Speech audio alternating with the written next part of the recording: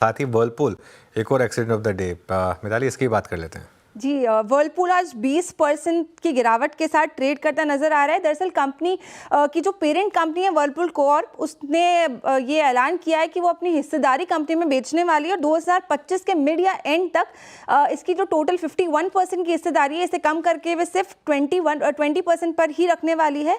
और कंपनी का बयान की बात करें तो उन्होंने बताया कि ये स्टेक बेचने के पीछे उनका एक ही मकसद है, ताकि कंपनी को ज़्यादा ऑटोनॉमी मिल सके। लेकिन उन्होंने ये भी बताया है कि वर्लपूल इंडिया जो है वो उनके पोर्टफोलियो का अहम हिस्सा बना रहेगा। लेकिन इन्वेस्टर सेंटिमेंट्स यहाँ पे काफ़ी डगमगाते नजर आए और जिसके चलते आज स्टॉक में हमें लोअर सर्किट ही देखने को मिल रहा है सुबह से। Okay, thank you Mitali. तो ये कुछ आज स्टॉक्स जो एक्शन में थे।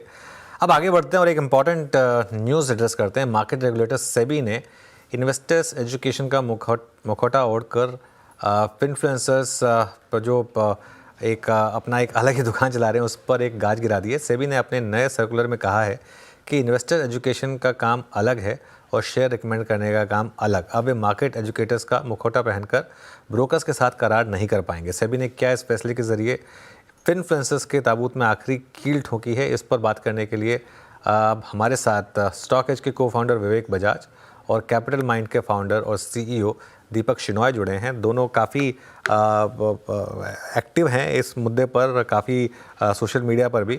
उनसे समझने की कोशिश करते हैं। आप दोनों को गुड आफ्टरनून। विवेक जी, आपसे शुरुआत करूंगा। कैसे देख रहे हैं इस सेबी के जो सर्कुलर को में जो चीज़ें जोड़ी गई आज, उसको आप? सबसे पहले अनुज भाई, good happy birthday. Thank you, thank you. ये मैं कहता हूँ देर आए दुरुस्त आए। ये बहुत टाइम लग गया, ये पेंडिंग था काफी दिनों से, और मैं और आप, हम लोग सबको इस चीज के पीछे लगे हुए थे कि ये जो इन्फ्लुएंसर कैटेगरी, एक तो अनफॉर्चुनेटली इन्फ्लुएंसर नाम भी बदनाम हो गया बिकॉज ऑफ दिस।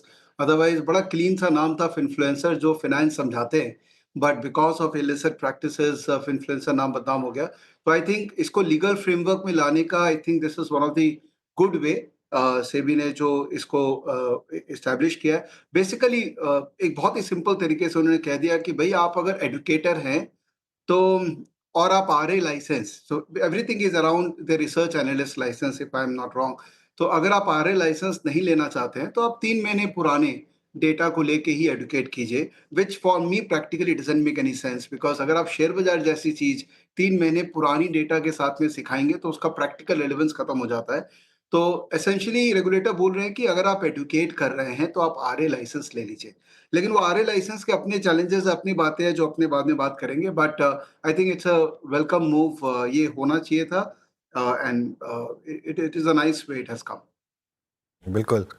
दीपक, आप कैसे देख रहे हैं? मैं आज सुबह कुछ देख रहा था आपकी ट्वीट्स, और काफ़ी आप इस पर एक्टिव भी हैं। आसान भाषा में हमारे व्यूअर्स को समझाइए कि क्या एग्जैक्टली अब ये इन्फ्लुएंसर्स कर पाएंगे और क्या नहीं कर पाएंगे। अनुज जी, पहले तो हैप्पी बर्थडे आपको। I didn't know it was your birthday, but good to be able to wish you. Thank you. And आपको ये मैं जिस तरह से उन्होंने इन्फ्लुएंसर के रूल्स लिखे हैं, I think they started in अगस्त 2024 में लागू हुए थे। लेकिन काफी ओपन एंडेड क्वेश्चंस थे कि क्या हम ये कर सकते हैं, क्या हम वो कर सकते हैं। सेबी ने अभी जो सर्कुलर निकाला उसमें क्लैरिफिकेशंस हैं कि देखिए, जो इन्फ्लुएंसर, जिसको हम इन्फ्लुएंसर कहते हैं, वो दो चीजें कर सकते हैं। या फिर स्टॉक्स के ऊपर अपना एडवाइस या फिर रिकमेंडेशन देते हैं ऑनलाइन मीडिया या कहीं पे भी। तो दूसरा, वो अपने परफॉर्मेंस के बारे में बोलते हैं कि ये देखिए, हमने 40% कमा लिया, आप हमारे साथ जुड़ जाइए, जो भी वो अगर कहते हैं। और अब उस हिसाब से अगर अगर कहते हैं और अपनी वीडियोस या कुछ अगर डालते हैं ऑनलाइन, तो उनको आरए होना चाहिए। अगर वो आरए नहीं है तो कोई भी सेबी रजिस्टर्ड एंटिटी, चाहे म्यूचुअल फंड हो, चाहे पोर्टफोलियो मैनेजर हो, चाहे कोई और हो, और इनके जो डिस्ट्रीब्यूटर्स हैं ये भी इन ऐसे इन्फ्लुएंसर्स को अपने मतलब एडवर्टाइजमेंट के पैसे नहीं दे सकते, या फिर उनसे आप कमर्शियल एंगेजमेंट नहीं रख सकते। तो ऐसे इन्फ्लुएंसर के साथ आप बात कर सकते हो, आप कुछ भी कर सकते हो, लेकिन आप उनके साथ कमर्शियल कॉन्ट्रैक्ट नहीं बना सकते। ये नया रूल है क्यों, और उन्होंने ये अलग कहा है किसी और रूल में कि देखो ऐसे इन्फ्लुएंसर्स को के अगेंस्ट हम वैसे भी जा सकते हैं, लेकिन अगर ये पता चला कि आप उनको एडवर्टाइजमेंट दे रहे हो या उनसे आप कमर्शियल कोई कॉन्ट्रैक्ट कर रहे हो तो हम आपको भी पेनल्टी लगाएंगे। ये कोई भी सभी रजिस्टर्ड एंटिटी उस पे they can not give them money, basically वो रूल है।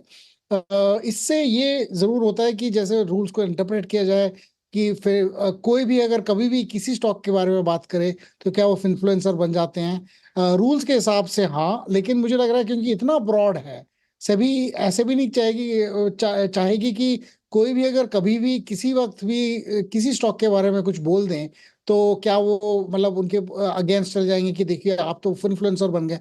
आई थिंक वो रूल्स थोड़ा सा मतलब क्योंकि रूल इतना ब्रॉड है तो उन्हीं के पीछे जाएंगे जहां पे काफी अब्यूज हुआ हो, काफी लोगों ने या फिर किसी से पैसे लिए हों और उसको मतलब किसी ने कंप्लेंट किया हो सभी को कि देखिए इन्होंने हमें गारंटी की थी कि 40% ऊपर जाएगा और अब वो कुछ कह नहीं रहे हैं। ऐसे मतलब ऐसी परिस्थिति में आई थिंक सेबी एक्ट करेगी। एक हिसाब से क्लैरिटी बिल्कुल आ गई है, बट थोड़ा सा ब्रॉड है रूल, तो इसकी वजह से लोगों को अभी भी कंफ्यूजन होगा कि क्या हम किसी स्टॉक के बारे में बिल्कुल। अभी भी